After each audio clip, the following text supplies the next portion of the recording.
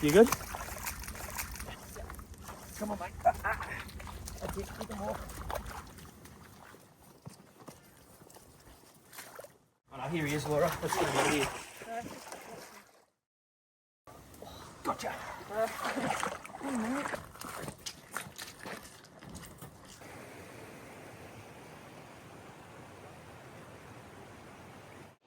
This is Moonan.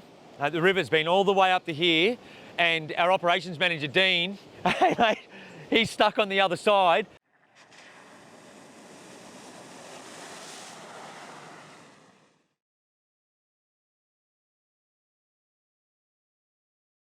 This went down 2 nights ago, back up, and again now.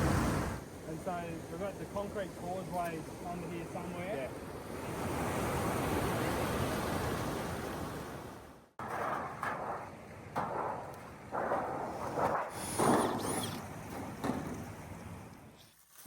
He's looking pretty good. He's nice and dry. Still looks happy and healthy. He's obviously been hiding away in the nest box, staying out of the rain. So we'll just make sure it's nice and clean and dry. Check him over to make sure he's got no wet sores and he is still properly happy and healthy and in good condition. And then we can leave him be and let him relax.